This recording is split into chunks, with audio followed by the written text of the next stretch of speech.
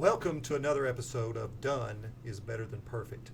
Remember, if you like the content here, make sure that you like and subscribe to this channel because I'm going to be providing an ongoing series of courses that help you get better at business, to help you up your game when it comes to how you build a culture in your organization. And people often want to know, how did I get here? How did I become the person that is in front of you today? And I go back to 2002 when I had a great job with great benefits. And I remember I was mowing my yard and I was one promotion away from vice president with a large steel organization. And I remember that moment of clarity where I said, if I don't start my own business now, if I don't go out and take this chance, the likelihood that I ever will if I get promoted is zero. So it was in that moment of clarity that I decided, I am going to start my business. I had finished my MBA in 1999, and that moment of clarity in 2002 was, I guess, the stepping off point when I decided I'm going to jump into this. So I quit a good job with good benefits to start my own business. And it was probably about 3 years into that venture that I started doing more and more leadership training. And people started asking me to do leadership conferences, to speak at their organizations. And I remember one question was probably what I would call a pivotal moment that changed the trajectory of my life like I never expected. I was asked, are you a leadership expert? Now, the question caught me off guard because, one, I don't consider myself an expert. I more consider myself a student of leadership. And the question got me to thinking, if I'm going to stand in front of groups, if I'm going to talk in front of organizations about leadership, I needed to have a leadership perspective, an opinion, something that I could hold as my own and really fulfill the model of leadership that I believe in the most. So between 2002 and 2009, I formulated my leadership opinion by publishing my very first book titled Leadership Among Idiots. Now, if I were in front of a group, I would say, how many of you have ever worked with an idiot before? Raise your hand. And I usually get some people to raise their hands. And by the way, it is perfectly okay for you to drop some comments below so that I can hear your feedback as we give these sessions on leadership, on business, on how to improve your life, all the different perspectives that we'll examine here on this show. Now, in 2009, Leadership Among Idiots was a book that models servant leadership. If you ask me what model of leadership I subscribe to the most, it would be servant leadership. It's based upon the upside down pyramid where when you say yes to a leadership position, you are in a position of service to the people that you're blessed enough to lead. And that model resonates with me. It's a model that I can identify with. It's a model that I can really speak passionately about to organizations. So in 2009, I published that book, and the publisher said, hey, we like that title. We think it sold some copies. Can you do another idiot book? And I said, absolutely. I will do another idiot book. So I started doing research. And I remember sitting at a Holiday Inn Express in Paragould, Arkansas, and this was November of 2010. And I was having breakfast. I do my usual thing where I will read the front page of each section of the USA Today. And on the front of one of these pages was a picture of a lady standing next to a boat. And on the back of the boat, it said First Boomer. And it intrigued me a little bit, so I continued to read the article. And I found out that her claim to fame was that she was the very first baby boomer in the United States, born on January 1st, 1946 at 12:01 a.m. Now think about this. The article went on to talk about how we were going to see the emergence of the millennial generation at the expense of all the baby boomers leaving due to retirement. And I said to myself, this is the book I've got to write. No one is talking about this idea that we are going to see a major seismic shift in the paradigm, in the generations, in just the very concept of the workers that are in our businesses. So I said, this is the book I've got to write. So in June of 2011, I published a book called Surviving the Talent Exodus, Navigate the Perfect Storm for Generational Change in the Workplace. And I published this book thinking, oh my gosh, it's going to be a bestseller. I'm going to be on Oprah. And nobody wanted to talk about it. And it was like, here I am running up and down the beach telling these CEOs that there's a storm coming, they've got to prepare, they've got to get ready, and nobody wanted to talk about it. And it perplexed me because I said, man, this is a really important issue. People really need to know about this. but I couldn't get any traction. So for the balance of 2011, I persisted.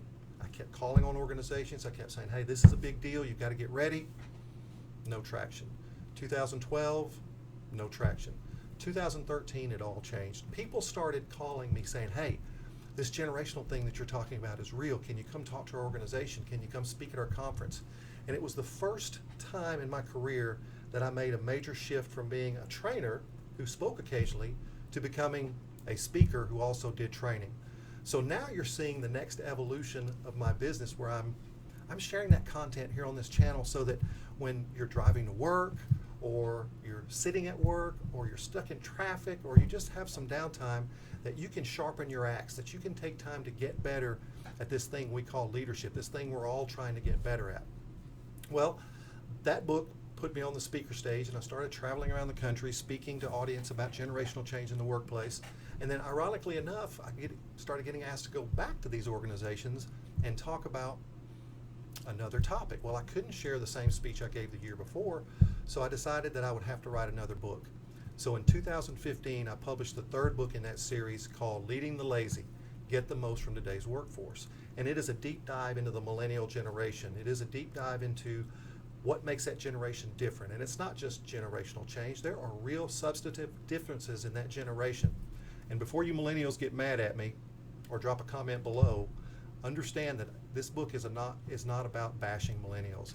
It dispels the myth about millennials all being lazy. The title is just meant to capture your attention, to get you to read the back of the book. So that book now has given birth to the next book that I'm writing, which is to be published later this year, called Leading the Tribes. And it is a genetic approach to leadership. It is based upon this idea that we like living in a tribal culture. And if we like living in a tribal culture, then we also like working in a tribal culture. So that's how I got here. That's what has brought John to you today. And I wanted you to think about something. Not since the 1400s, where's my phone? Not since the 1400s have we lived through what humanity is going through today. I want you to think about this. What was invented in the 1400s that changed humanity's access to information like never before? Thinking about it? That's right. Johann Gutenberg invented the printing press at about 1450. And think about that. Before that invention, most human beings did not read or write. We communicated information through stories, through word of mouth. And we know how reliable that is, right? So we're experiencing something now as human beings that is akin to what happened in the 1400s with the invention of the printing press. I think when sociologists look back at this time in history, when they look at humans from a perspective of science and study, this time that we're living in, this, what I call the information age, is much like what we lived through in the 1400s. We now have more access in the palm of our hands than the entire collection of humanity before us. Just think about this. A 12-year-old girl sitting at her kitchen table with a wireless laptop connected to the internet, and she has to do a report on George Washington. How many pages of information can that girl get sitting at her kitchen table? More than she could ever consume in a lifetime. Think about that. We now have information that's infinite at our fingertips. So if that's going on with humanity, do you think that business is keeping pace with the rate of change that we're experiencing as human beings? Probably not. I want you to think about this. Organizations work really, really hard to search for and identify just the right cucumber. And they pay search firms. I work with some CEOs that have paid 25, 35, even more just to hire their next controller or their next chief financial officer. People work really hard and spend a lot of money in this fully employed society to find just the right cucumber. And they bring that cucumber into their organization and they immerse that cucumber into their pickle juice. And after about 2 months, 6 months, they start to look at that cucumber and go, she's not really a cucumber anymore, she's a pickle. So if you understand that analogy, I want you to understand that nothing is more important in an organization than your pickle juice. Your pickle juice represents your culture. And probably one of the most famous thinkers of our time is Peter Drucker. I think he passed away in '08. Peter Drucker said this: culture eats strategy for breakfast. And what he meant was there's nothing that you can do strategically that will matter if you don't address the culture issue. And think about this: one individual that is in your pickle juice can tank the pickle juice for everyone else in the organization. Bad pickle juice, bad pickles. No one can stay a cucumber. They are always going to be impacted by the culture around them. So I want you to think about this. How does your organization become the employer of choice rather than the employer of necessity? What does it take to be a place that people want to work for rather than have to work for? That's the magic question that we're going to answer in this series of video casts that you're going to have access to. And by the way, I'm committing to you that I'm going to open the floodgates. I'm going to share a lot of content so that you can listen to in sequence, listen to in order, listen to them over and over and over, so that you can really absorb and retain this material so that you can put it in place in your own lives. Now, here's an interesting story. What do you think really happened to Sears and Toys R Us? What was the beginning of their downfall? What did they focus on? So if you think about those organizations who have perished in our recent lifetime, the things that Sears and Toys R Us focused on was the product. And the product itself, because of Amazon, is no longer the attractant for our business. Think about this. There are comparison companies just like Sears and Toys R Us, but they do things a little bit different. We don't go to Build-A-Bear Workshop to buy a bear.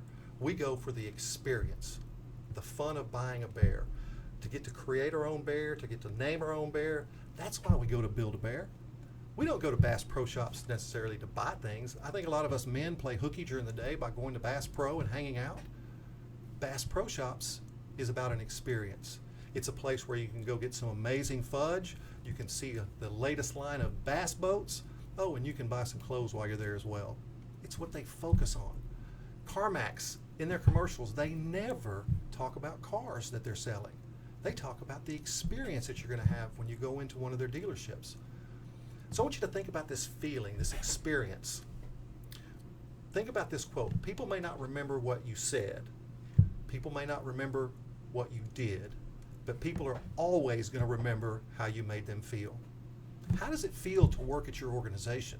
How does it feel to come to work every day?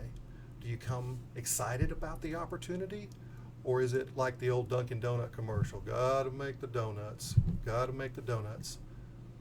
So we're going to talk about things people need in a culture in order to be successful. And this is from a book called Culture Code by Daniel Coyle. I'll say it again so you can capture it. Culture Code by Daniel Coyle. And if you boil his book down to its essence, there are two things that Danny says you need in a culture to attract winners, to be an organization that is the employer of choice, not the employer of necessity. So the first is, do I feel psychologically safe at work? In other words, do I feel like I can make mistakes, that I can take chances, that I can stretch myself out of my comfort zone, that I can do things that may not be successful and get away with it? If I don't feel that way, I'm not going to perform at my highest level. If I'm afraid of making a mistake, fear is the ultimate paralytic. It is the thing that will freeze us in our tracks. And it's a big reason why one of these dysfunctions that I'm going to share with you in a moment are so critical when it comes to negativity in your culture. Number two, the second thing that Daniel Coyle says you need in order to have a winning culture is people have to feel that they have a future with the organization, that they have a place to belong, that they have a role in the tribe of your organization. If people feel that way, that I have a future, that I'm going to have a place here, then I'm much more likely to feel like I belong. And that sense of belonging is powerful. So if you don't think the workplace is changing, if you don't think we have to change how we manage, think about this simple idea. By the year 2020, that's just a few months away. And it's so funny because I wrote in my Talent Exodus book in 2010, I wrote a chapter called The Workplace 2020, and prescripted what the workplace was going to be like from a cultural standpoint, what the employees were going to be like. And I shared it in a blog recently, and it's amazing how much of that's come true.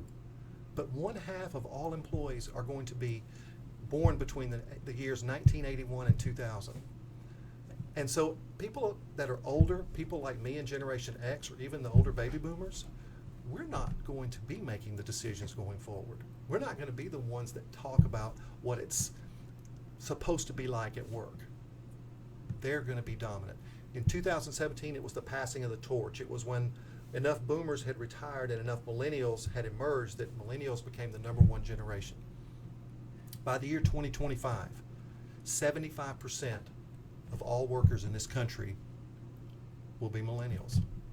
Millennials are reaching their late 30s. They're having children. They're getting mortgages.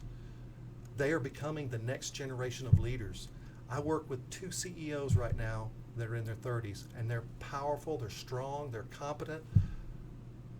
We're seeing a major seismic shift in the age demographic in the workplace. And we can either embrace it and move downstream, or we can fight against the current constantly. So what do people want at work? What do millennials and this current generation tell us they want? They want flexibility both at work and in life. You know, this generation is teaching us that work is not the epicenter of our lives.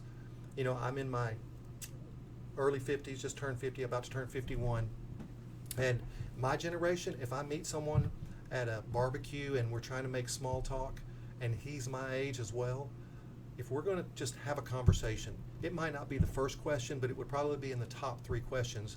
We would ask each other, where do you work or what do you do? That's how we define ourselves. But if you ask a millennial, or if they're making conversation, they may not talk about work in the first 10 questions. It's not what they define themselves as. So another thing that this generation wants at work is purpose, not just a job.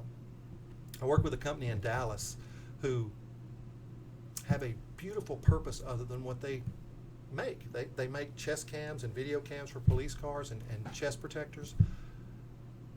But when you walk in their lobby, all you see that identifies them by what they do is their logo. What you see on the walls are pictures of Ghana, Africa. There's pieces of water pumps and different machine parts hanging all over the wall. You see people on mission trips that have gone to Ghana to work because their purpose is not what they make. Their purpose is, now get this, a for-profit company in Dallas, Texas. Their purpose is for every single human in Ghana, Africa to have access to clean drinking water by the year 2025. Think about a millennial that goes to work for that organization, that gets to go on mission trips, that gets to feel like I have this higher sense of purpose. That's why people come to work. That's why people come to your organization and stay. People want to work on projects. People want to work on things other than just the job. Millennials will get bored very quickly if you don't give them ancillary work. People want meaningful relationships at work. You know, I have a firm belief that this generation, it's not what they do, it's who they do it with that matters. In other words, I can be an engineer over here, I can be a nurse over here. I can transfer my skill from company to company, but what makes me stay is the people that I work with, my tribe. People want a commitment to excellence. People want to work for a company that is good at what they do, that is challenged, that challenges them. And that means they want learning and development. They want to do things that stretch them mentally, stretch them intellectually, that push their boundaries. It's a misconception that millennials don't like stress. They like good stress, and there's a difference between good stress and bad stress. They want to have pride in where they work. They want to say, hey, I belong to that company. I made a joke in a speech recently. Is your company cool enough that your employees would tattoo your logo on their body? Now, people laugh about that. Of course, that's not the litmus test, but it's a serious question. People have the Apple logo tattooed on their body. Would they put your company's logo on their body? I was giving this speech in West Monroe, Louisiana last year, and I asked this question to a large group, and it was so funny because one lady stood up and said, I have the logo. And I walked over in the audience to her, and she had a tattoo of the pizza chain that she worked for many years tattooed on the side of her leg. That's pretty cool. You've reached a certain level of coolness when people will do that. People want transparent leadership. People want to work for an organization where everybody knows the score. Everybody knows what's going on. Everybody knows what's expected of them. And by the way, there's a wonderful tool called OKRs, which will be a topic in another video cast that I will share with you on how to create transparent accountability in your organization. Because this is the information generation, they want information constantly. You know, if I'm working with a CEO or an executive, I say, you know, how much are you communicating to your employees daily? And they say a little or a lot. I said, well, you can multiply a lot times 10 and it still won't be enough information, because they've consumed so much information their entire life that they can consume and consume. The sponge never fills with this generation. So think about 10xing the amount of communication you do with your organization and with your people. Now, we talked about what people want. Now, why do they quit? Why would someone quit working for your organization? Well, think about this.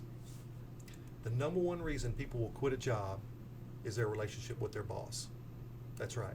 75% of people quit not because of money, not because of benefits, but because of their direct relationship with their boss. Another reason people quit is they're bored and unchallenged.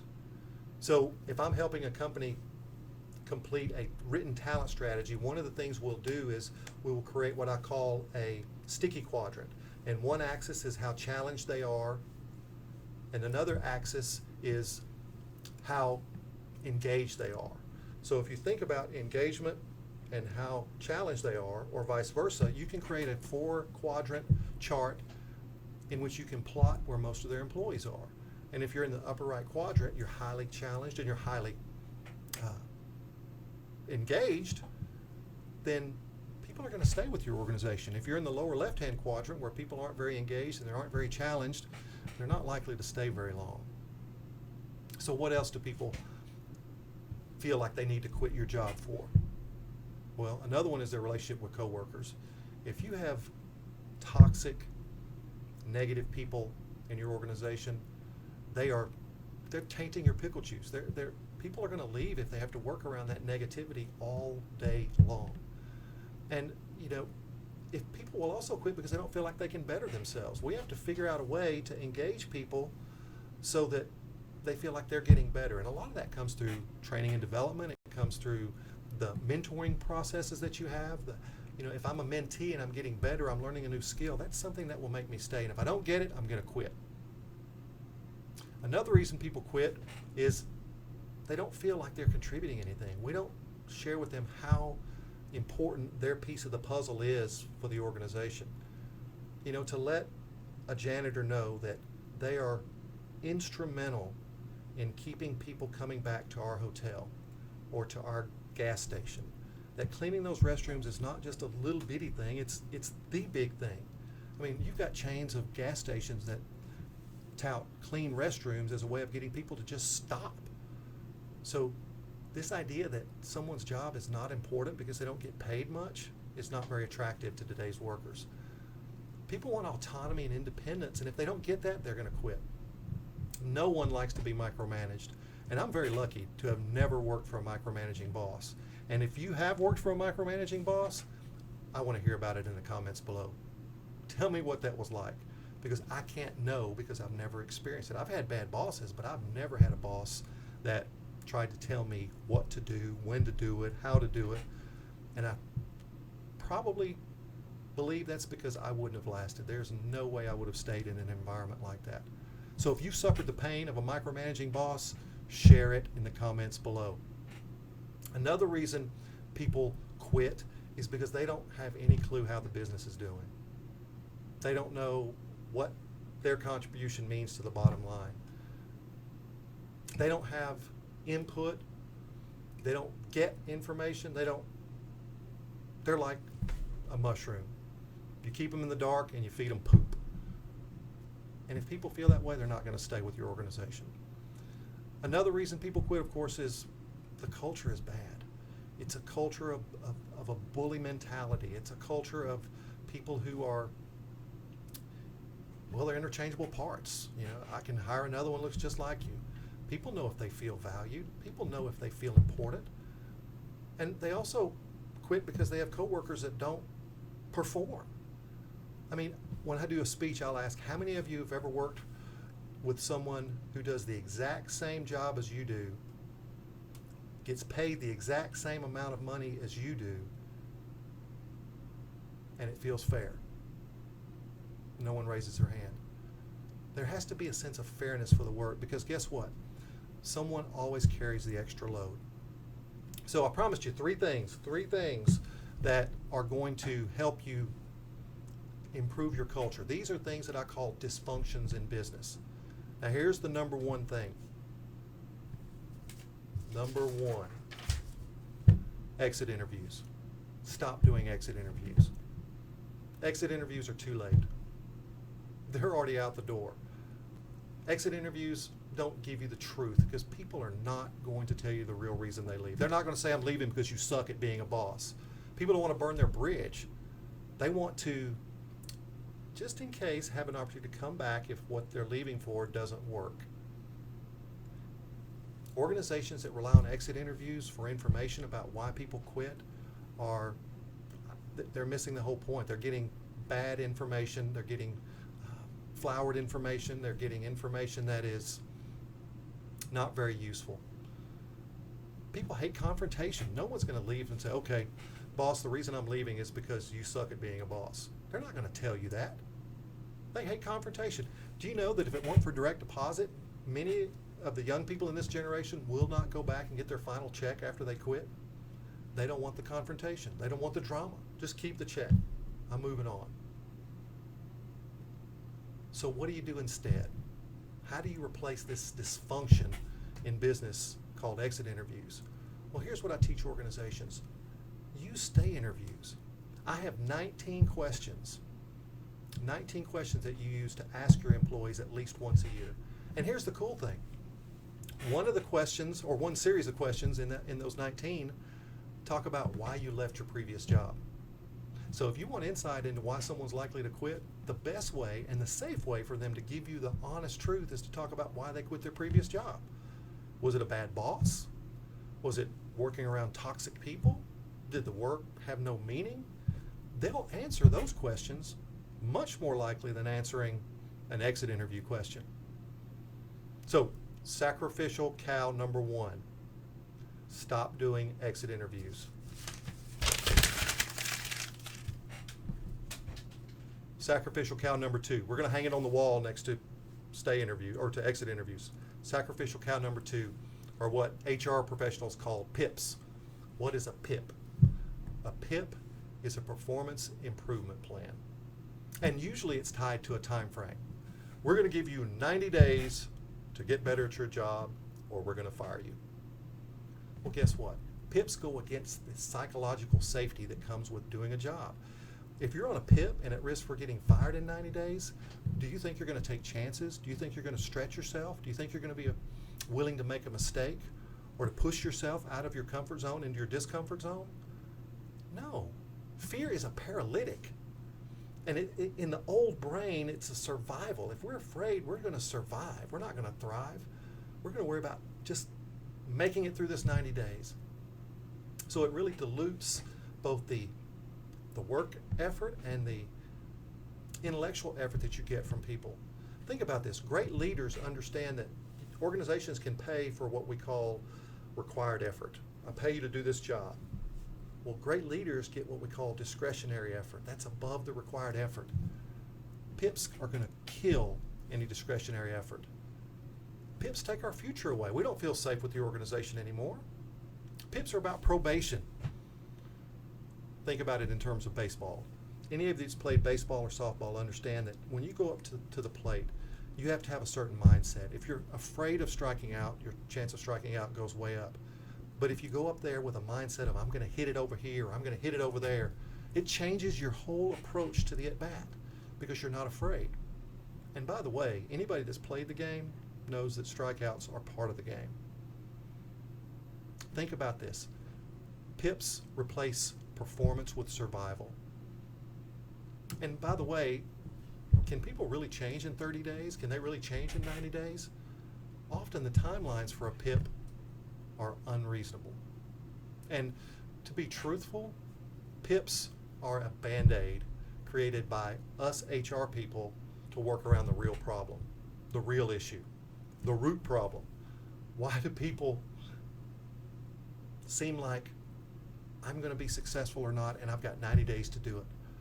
Well, the real problem, the root problem, the core problem is that managers aren't giving feedback regularly.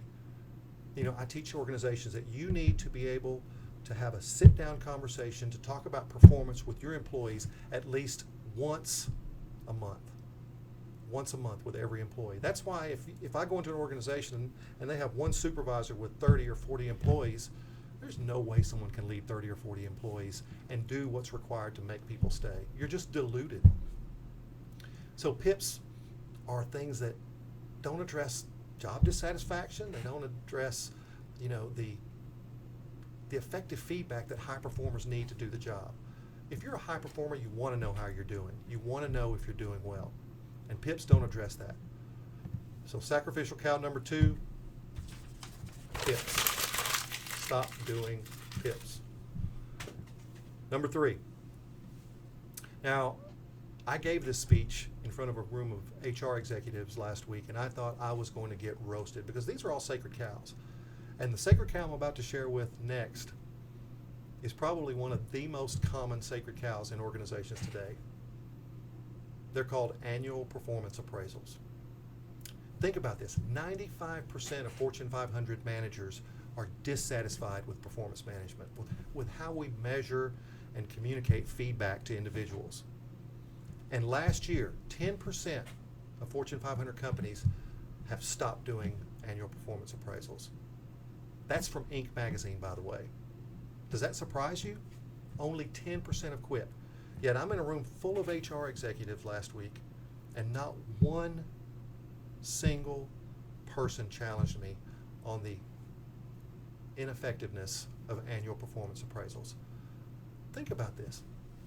If you're a high performer and you really care about doing your job, and your manager waits a whole year to tell you that if you'd have done a certain thing better, if you'd have done this a little bit differently, that you would have been a better performer.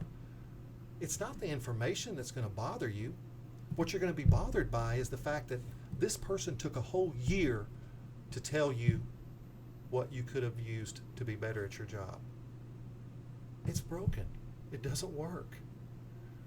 You know, if I'm coaching a baseball team and one of my batters, you know, at the end of the year when the season's over and we're saying goodbye, we're having our party, and I say, you know what, Larry, you would have had a much better year at the plate if you would have just changed your hands just a little bit and followed through on your swing a little bit more. If you would have done those 2 things, you would have hit the ball much better this year. How do you think that player's going to look at me as coach? It makes no sense. Annual performance appraisals are broken and dysfunctional. Stop doing them. High performers don't like them. And the worst thing we've done is tied annual performance appraisals to money. Now, that, I guess, idea that we're going to start talking about people's money when we talk about performance has completely ruined the concept of feedback. Because we're not really worried about how we perform, we're more worried about how much money we're going to get. And truthfully, managers have diluted it so that they just split the money up. I'm just going to give everybody 3% because I don't want to deal with the person that deserves 1%, and I don't want to deal with the fallout from giving someone 5%. So I'm just going to give everybody 3%. It's dysfunctional. So stop doing annual performance appraisals. So imagine a wall. We have 3 carcasses on the wall. We've stopped doing exit interviews. We've stopped doing PIPs. And now on the wall next to PIPs, we're going to mount annual performance appraisals in the history of what we used to do in the past as management. Number 3, stop doing annual performance appraisals. So where does this lead us? What does this mean for us in business? Think about this. Trust is like a fragile egg. And I share this with especially young supervisors who have never been taught how to lead. But I tell them, trust is like this fragile egg. You do everything in your power to protect that fragile egg, because once you break that trust, once you crack the egg, how long does it take to get that trust back? Some people say never. Some people say never. I don't know if I'm in the never category, but it would take a long time to get my trust back if you were the one that lost it from me. So I want you to think about these traditions, these sacred cows that we've slaughtered today. They are created to mask the dirty little secret in management, that we are not teaching our leaders how to give feedback properly.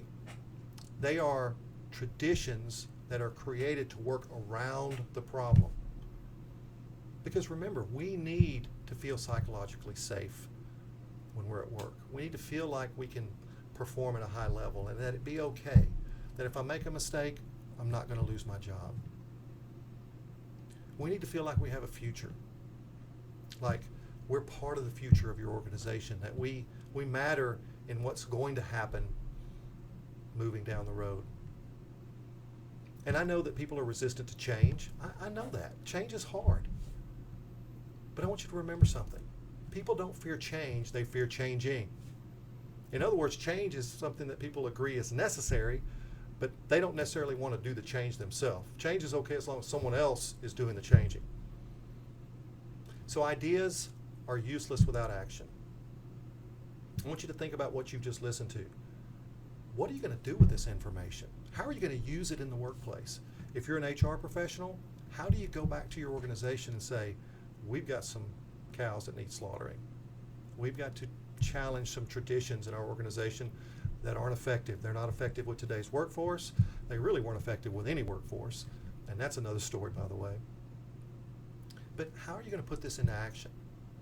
And I really want your feedback below. I want you to share with me what you got from this video cast, what you get from this show, because it's important for me to get your feedback. As a speaker, I get feedback from the audience. I can ask a question. In this venue, it's very hard for me to get your feedback without you making comments. And if you liked what I said, make sure you like this video. Make sure that it gets some support from people just like you who are in your car driving to work, and you wanted something that was going to enrich your mind, something that would feed the cerebral part of your existence. That's my job. Now, I wanted to start giving away something to everybody that listens to my video cast, that listens to this channel, that likes this channel, that subscribes to this channel. So here's something that I will give to you. If you will go to johngrubbs.com, the link is on the page. At the very top of my homepage, there's a link to get my free book, Leadership Among Idiots. All you got to do is click on the link. You can download it as a PDF, or you can download it as a Mobi file if you read your books on Kindle. But that book is my gift to you. My way of saying thank you for listening to me. Thank you for liking this video. Thank you for subscribing to this video. And my hope is that I'm providing you with enough value that you want to share this with other people, that you want to pass this along to people who can get enriched by this information the same way. So as I close, I'm going to share my motto. This is how you know how we're going to end each video, how it is put to rest. Always remember, always understand that done is better than perfect. We'll see you next time. Goodbye.